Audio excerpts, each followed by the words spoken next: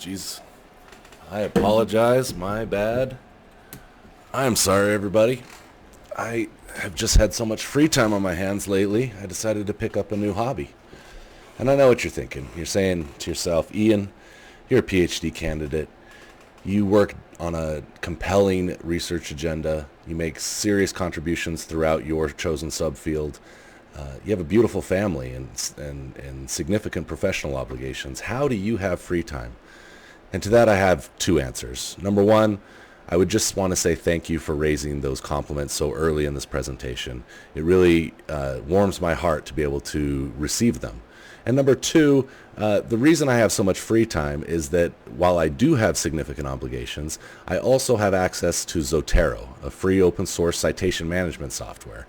I didn't get introduced to Zotero until quite late in my graduate student career, but I want to fix that for you and make sure that as you go into the next few years of difficult work, that you have access to it. So what we're going to do today is we're going to cover why Zotero, what it is, what it does, and how it can make your life better as both a researcher and a serious social scientist, and as a graduate student. We'll go over some quick installation and basics, although I just want to pause here for a second and say I'm not a technical expert and there won't be any troubleshooting in this video. But I think you'll be able to get through the installation pretty easily. Next, we'll show a couple different ways to get research records into Zotero and how to annotate PDFs as you read them, which will be important both for constructing literature reviews in your own research, but right now it'll be important as you go through classes and you have a lot of reading. How are you going to store all those notes? How are you going to make those notes more easily accessible to study as you prepare for comprehensive exams in a few years? This is the kind of thing that Zotero can really shine in. And then third, I'm going to show you some quick examples of how to cite while you write. This is what Zotero is built for. Zotero is built to make the actual citation of research much easier as you're writing. So let's jump right into it. Couple limitations. I'm mostly talking to graduate students in this presentation, so I think the information is going to be useful for other researchers, but that's who the primary audience is. Second, I'm not a Mac user. I don't own any Macs. I don't know how they work. I don't know how to turn one on, let alone install any of this. So all the software I'm going to talk about is available for Mac users, but I will be showing how to use them in a Windows environment. Third, my research workflow exists primarily in R Markdown, Google Docs, and Microsoft Word. So today I'm going to concentrate on just the Microsoft Word implementation and the Google Chrome implementation, but Zotero works across all sorts of different platforms, and I'm sure you can find one that works for you. Next, there are other, I'm not paid by Zotero, I'm just a believer in it, so there are competitors in the commercial space. The University of Utah, in fact, provides a subscription to EndNote, which is a similar product, but on the commercial side. It's not open source. You can have your own debates about where you want to be in that space. For me, the knowledge that I'll be leaving the university and not wanting to pay EndNote means that I wanted the Zotero use, which allows me to take my library with me no matter where I go. And finally, obviously this is your time is valuable, and so I want to move fast, hopefully not break things, but I'm happy to follow up, and my email was there on the front page of this presentation. It's just ian.adams@utah.edu, or you can get to me through my website, ianadamsresearch.com. So, why Zotero? Zotero allows us to take all the research that we're exposed to and reading, store it, categorize it, get a hard copy of it. It allows us to then take that research out, and as we read it, we can annotate it, highlight it, save it back into the Zotero environment, and extract those annotations. It allows us to quickly cite the papers and books that we're reading, and other resources, web pages, news articles, etc. Importantly, it allows us to very quickly flip between different academic writing styles. So while most of you will be writing in an APA style, you'll find that as you go out and begin publishing, different journals require different styles. And so, in fact, the reason I got introduced to Zotero was while I was working with my chair, Dr. Sharon Mastracci, we needed to switch a paper from APA to Chicago. And this took me many hours before Zotero. Today, that would take me 2 seconds, literally. I'll show you how. And now we can do all that for free within Zotero, up to a 300 megabyte limit of storage. I'll talk about cost here in a second, and local storage is an option, but again, outside the scope of what I'm going to sort of go over today. So, for installation instructions, let me share my screen here and go over to Chrome.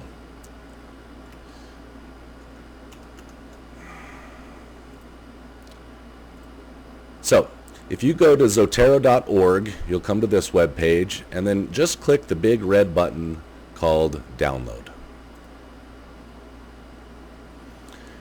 Here you'll see that you have two packages, or two pieces of software that we need to grab. Zotero 5.0 for Windows is the primary, that's actual Zotero, that's the Zotero program, which we'll get to in a minute. Zotero Connector allows the Zotero program to grab information from your browser. So I use, because I am on Google Chrome, it automatically loaded the Chrome connector, but it has Zotero connectors for other browsers if you prefer those. And again, I'm not a Mac user, but down here on the bottom left below the download button for Zotero is your Mac and Linux installation options. Now, I'm going to pause for just a second so that you can get that installed if you haven't already. So just pause this video and then come back when you're ready. Okay, let's go to back to the PowerPoint. Okay, now that you're all installed, everybody's ready to go. You've got Zotero set up on your computer, and you've got Zotero Connector set up for your browser. The next thing that we need to do is open up Zotero. So for me, I put it on my taskbar, but for you, it may be somewhere else. You should get something that looks like this.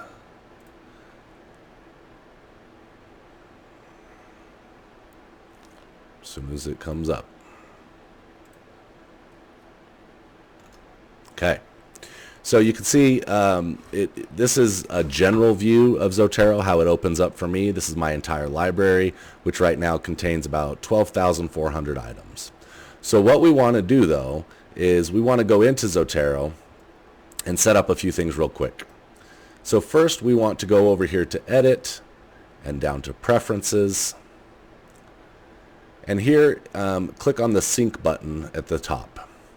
So what syncing allows us to do is our library can sync through the cloud with Zotero's cloud servers. That way we can sync across devices. So many of us have a PC at home, a PC at work, and a laptop in between. So I am often doing research on all those machines. And when I add a research record on my laptop, I want to see it when I get to work. And so that's what this allows us to do. It also allows us to restore in the event that we got a corrupted main file.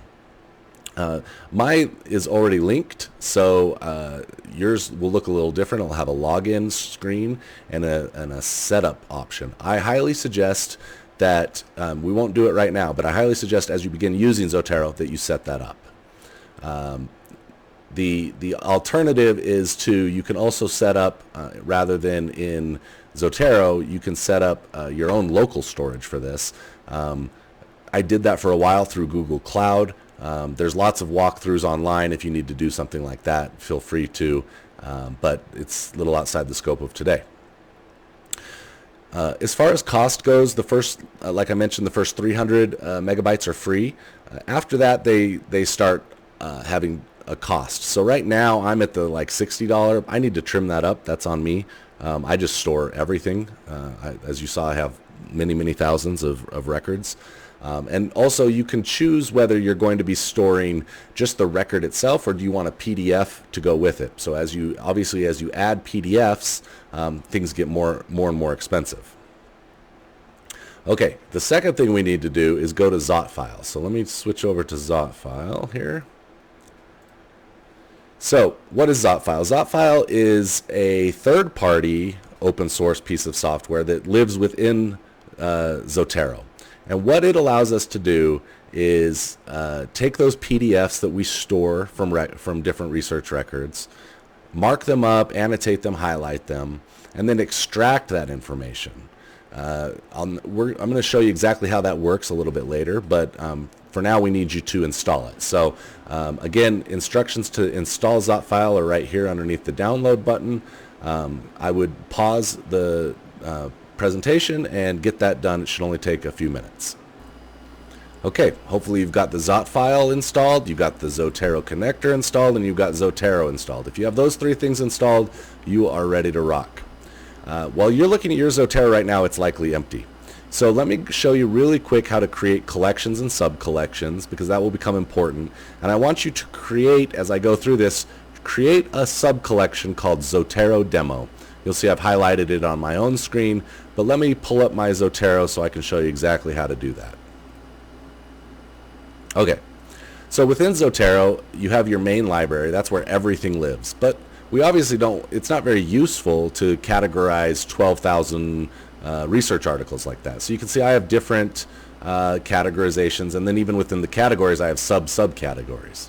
So one thing you may want to consider that I did was I have an American politics sub-collection, if that was one of my subfields. And then within American, I have all these different substantive interest groups: political theory, presidents, media, critical studies, Congress, etc. But for right now, to do that, so wherever you want to create your sub-collection, for you it'll be under the general My Library. Up here in the top left-hand corner is a new collection. So just hit the new collection button, type in Zotero Demo, and hit OK. And if you did it right, you should have one that looks just like this, Zotero Demo, and it should be empty right now. So if you got that right, good job, and we will move on to how do we fill this thing. Okay, so the first way we're going to get research records is probably the most common, and that is through Google Scholar. So what I want you to do is go to scholar.google.com. Should look just like this. And for me, I'm just going to type in, let's use James Curry, Utah, or Jim Curry, as you might know him, and hit enter or the search button, and that should get you here. Now, what you'll see is that Google has tried to pull as many articles or other publications by Jim Curry. What we're going to do is try to get some of these over into Zotero. So first of all, make sure that you're logged into your University of Utah account, either through your, if you log in to Canvas or CIS or the library or anything like that, they're all using the same single source login. Mine's already logged in, so I don't have to worry about that. Also, if you installed your Zotero connector correctly, you'll see up here in my toolbar, this little button here it looks like a folder right now. When I'm in other tabs, it looks like this. It looks like it's trying to save a web page. So, but we know that it's working because it kind of recognizes Google Scholar has access to this site. So let's click that. And what this is doing is it's bringing up, this is the fast way to get lots of stuff into Zotero all at once. So it's brought up a little selector box that tries to get at the all the different, oh, you can't see that. Let me put that up for you. Zotero, nope, Chrome item selector. There we go. So it should look like this. So what I'm going to do is I'm going to try to collect as many of these that I know are gems. So I'm just going to click. You can click select all, or I know some of these are not gems though, like the, let's see, there's one in here. Isn't his. Well, let's just go with those. And then hit the OK button, and it goes away. And you'll see on the right-hand side, it gives you an update as it tries to pull in as many of the full text PDFs as it can, so those that the library at the university has access to. If it has access to that journal, it'll automatically pull that PDF because you're logged in through your University of Utah account. On a lot of them, though, you saw little X's pop up, and that means that it still pulled the research record, but it didn't get the PDF. So let's go back to Zotero now. Okay, we're back in Zotero. We've highlighted the Zotero demo, and over here on the right-hand side, you see that it's pulled in all those that we clicked, every one of those research records. There's some differences here. Legislating in the Dark, Jim Curry's award-winning book, has a different icon than the rest of them. What that is telling you is this is a book, and these are articles. The other ones are articles. Now, if it gets it wrong, sometimes it does, if we wanted to switch one of these to a book, we would highlight it, and over here where it says item type, journal article, you can see that it's got a whole lot. Maybe it's a podcast, maybe it's a magazine article, right? For right now, let's say that this was also a book. Let's call it a book section. So I could change it to a book section. You see the icon change there. And if you made a mistake, you can always change it back to an article, journal article. Okay. The other difference you'll notice is that some of these have this little arrow out to the left-hand side of the title. That means that it got a full PDF of the article in question. And in this case, because we have Zotfile installed, it also renamed it into a consistent manner. So I'm not going to go too deep into what Zotfile does and its options, but some of the options are you can tell it how to name your files so that they have a consistent structure, which can become very useful. So now I'm going to double click this right from Zotero, and it's going to open up in my Adobe Acrobat. Okay, so now we're in Adobe Acrobat. We've opened up that PDF directly from Zotero. This is important. You must open it directly from Zotero in order for all of this to work. Because we want to open it from, Zotero has its own specific location on your hard drive where it's saving the PDF. If you try to open it from like a download folder, any of the changes you make won't go to Zotero. So open it up directly from Zotero. You see here that we have a professional symposium from James Curry at the University of Utah. As you read through it and you find important information, this is on the qualitative research. We can highlight it. So let me highlight some stuff. Okay, we'll highlight there. We'll highlight here. We'll highlight there. And then we can also make some annotations. So we can say this is a really good point.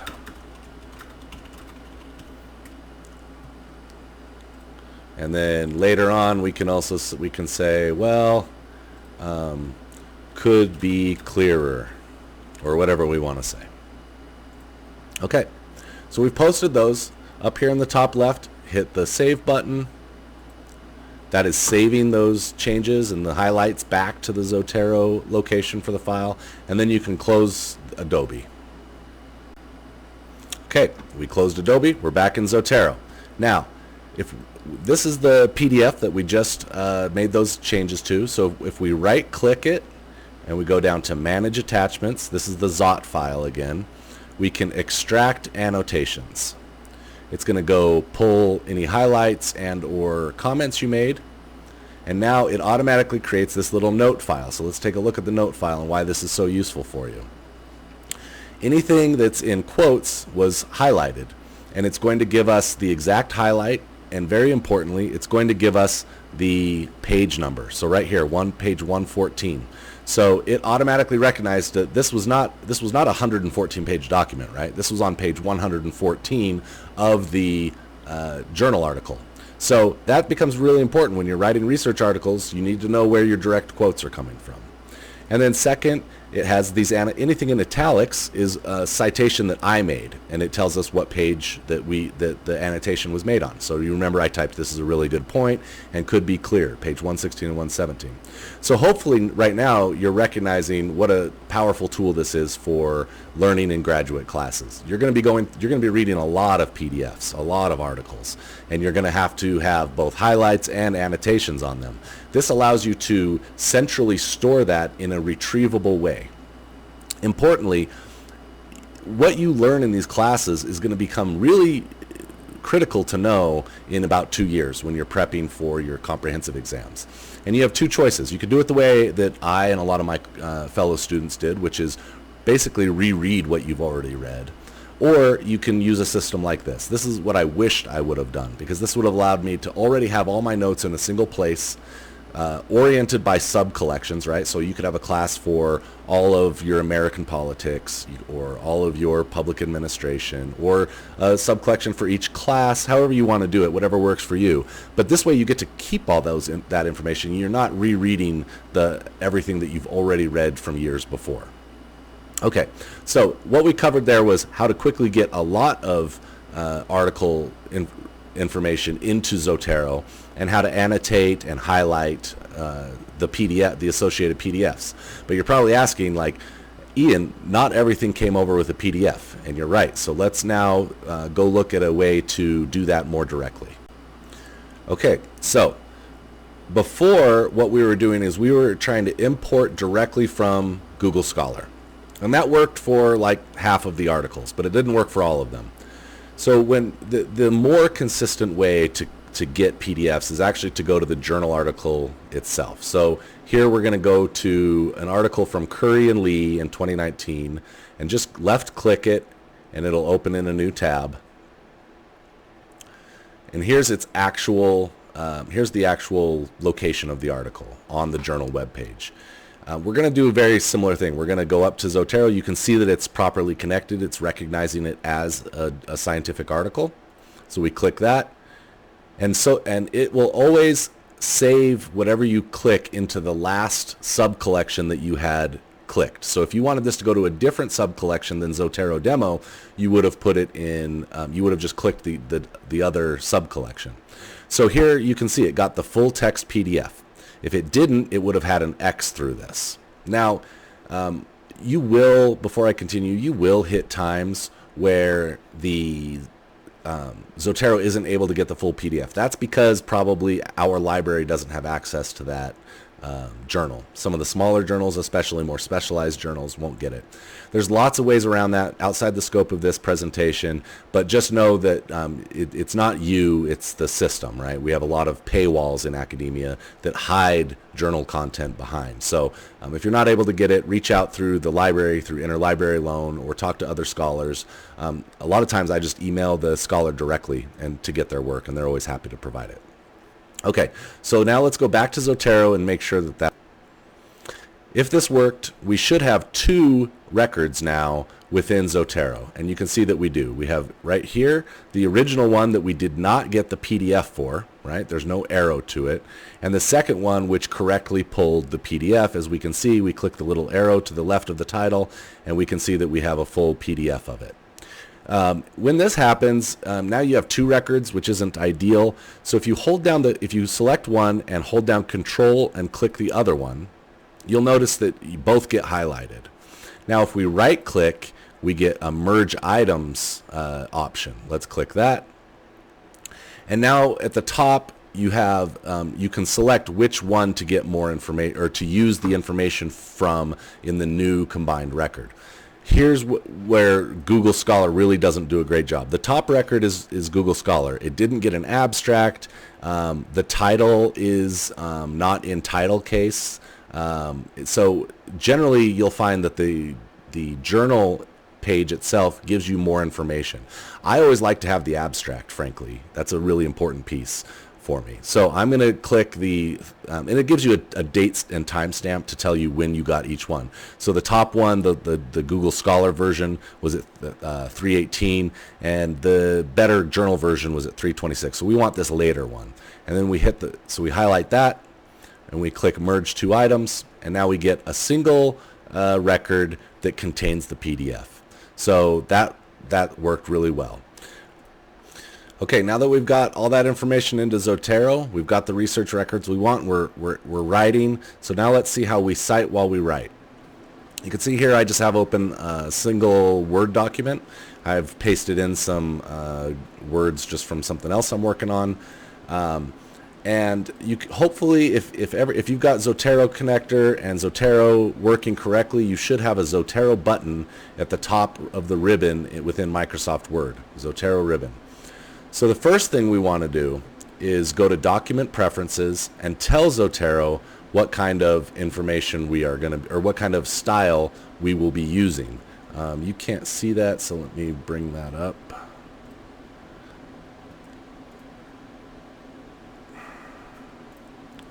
Here we go. Okay, so Zotero comes pre-installed with a bunch of the common ones to use, APA, 7th edition, but I've added 7th edition single-space bibliography. I tend to like that, and I found some journals need that in order for space constraints.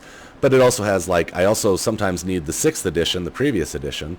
So all of those can be done through the Manage Styles button here. For right now, let's just concentrate on the ones that it comes pre-installed with. Most of you will be using the 7th edition. So let's just tell, what we're doing here is we're telling Zotero that we want to use, that we want everything styled within APA 7th edition.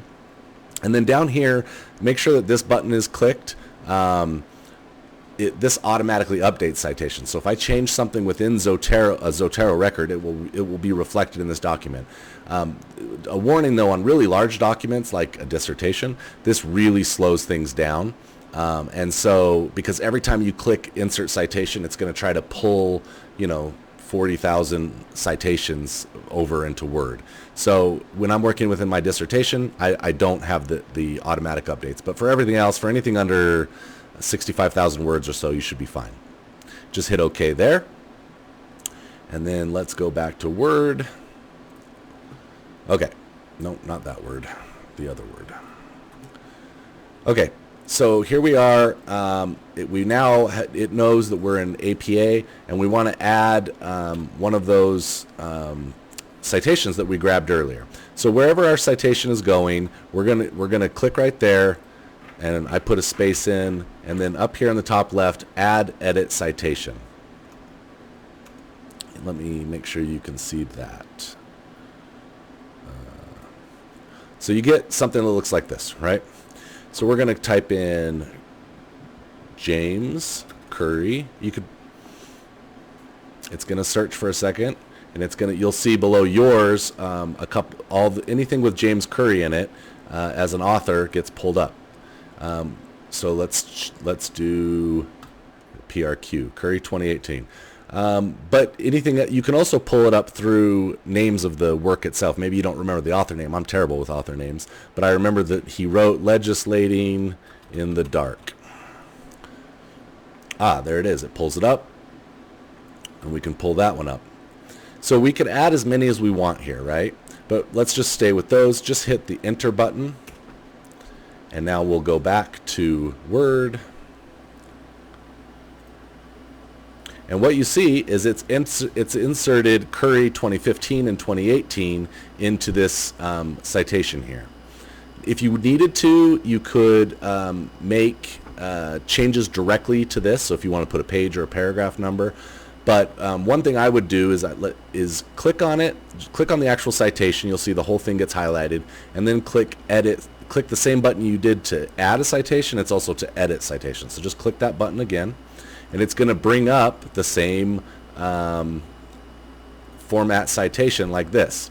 Now what we want to do is click one of the actual citations, and you can add page numbers, so 52, or if it was a figure, you can do a figure, a paragraph. For like web documents oftentimes don't have page numbers, so you just need a paragraph, etc.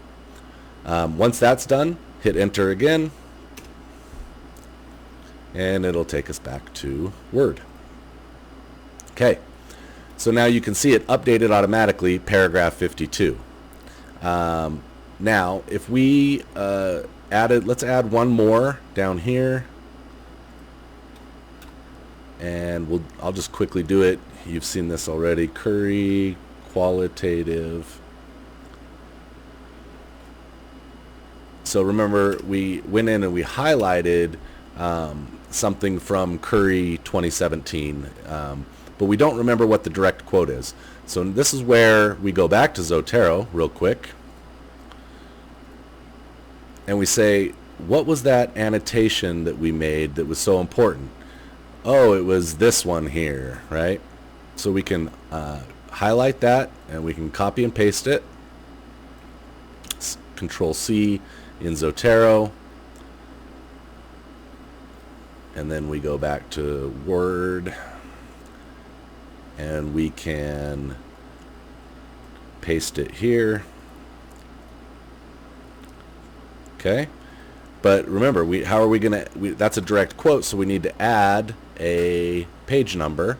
But do you remember what page number it is? Go back to Zotero, and it'll tell you it was page 114. So here, instead of clicking the Add Edit Citation button, I can also just directly edit and do page 114. Perfect. Okay, now you've completed your document, and it's time to generate the reference list, which is historically an incredibly time-consuming thing. This is where Zotero's magic really shines through. So Control N to get a new page, make a references page, and down here at the bottom, hit Add or Edit Bibliography, and boom. It pulls all three that we cited from James Curry. They're all correctly cited. They gives a DOI number where appropriate. In APA 7, it no longer requires a book's physical publishing location, which is nice, saves us all some time. But what if the journal that you are submitting your beautiful research into demands that they're a Chicago style? Well, it used to mean that you had to go through this line by line, and that's a lot of citations in many works, and change it over to Zotero. The beautiful thing about Zotero is that we can do this in one link. So we just click the Add Edit Bibliography button, we click the Document Preferences button, and we tell it we want Chicago 17th edition, the author date. Let me show you what that looks like.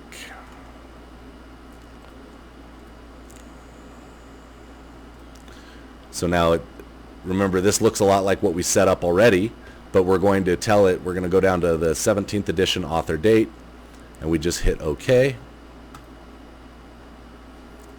And back in Word now, it's changed that to a perfectly formatted Chicago style. It's got first name spelled out. For repeating authors, it does these 3 EM dashes, etc. Perfect. Okay, so we went through the Cite as you write demonstration. Generally, it makes it a lot faster because you can cite directly in the document rather than going back and forth between different platforms. You can get the year only in that same way that I was able to add a paragraph or a page number. There's a little checkbox for hide author. So in some cases in some cases you actually are identifying the author within the sentence itself, right? Like you could write Curry Curry wrote blah blah blah, and then you would just have the year. So that's where you would hide the author's name from the actual in-text citation. We covered how to do a direct quote, especially if we've already highlighted it and extracted it using Zotfile, and how to change that reference list very, very easily, how to generate it in the first place, but then also to change it. A couple things to think about as you're going forward. Most scientific work these days is produced in teams, right? There's not as many solo author publications, and that number tends to decline over time. So the best practice that you can do is to try to get everybody on board early for a single platform. So my common co-authors include Sharon Mastracci, my chair. She does not use Zotero. She doesn't use any kind of citation management software. So in that sort of event, I would suggest that at least one person be in charge of all the citations rather than back and forths. That way that it's all contained within Zotero. Keep in mind, if you send a document to somebody who's not using Zotero, if they can mess up your formatting pretty easily, because it's essentially storing like a string of numbers in the background. So if they do something to strip out all that formatting, that could be really bad. So make sure that you let them know. Just save it. Don't do any of that format stripping in the document. But the best scenario is where both authors are both using Zotero. So Scott uses Zotero, so when he sends me a document, I can automatically pull up those citations, and it will import through my Zotero. I can edit them, I can generate a reference list, I can add my own citations, so that makes it really, really smooth. So what we covered today is why Zotero, how it can save you so much time, how you too can pick up a new hobby like guitar, a brilliant brilliant instrument. How we can do easy collection of research. We can do it in a big mass dump right out of Google Scholar, which has some problems, right? It doesn't always get every PDF, and it doesn't always get every bit of information that we want, like a DOI, like a location. Sometimes the title isn't exactly right as far as capitalization.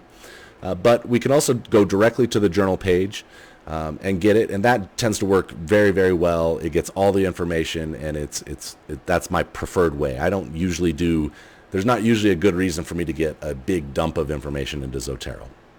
And then once we got our record into Zotero, we showed how to annotate it. So we can go in, we can highlight, we can take our own notes, and we can extract that automatically for later use. And then we covered how to cite while we write. So in order to speed up the actual writing workflow and not take us out of Word when we're wanting to type, we can do that right within the Zotero bridge to Microsoft Word. I'm sure there are more questions, but my suggestion at this point and my advice is to go get your hands dirty. You start using Zotero. You will make some mistakes, but I think within a week of actually using it before classes begin in earnest next spring and in the following years, if you just start now, you can really make a big difference in your own preparation for comprehensive exams and to be conducting your own research. As always, if you have any questions, reach out. It's ianadams@utah.edu as far as an email, or you can get a hold of me through my website, ianadamsresearch.com. I hope to see you on campus this semester, and let me know if there's any other questions. Thank you.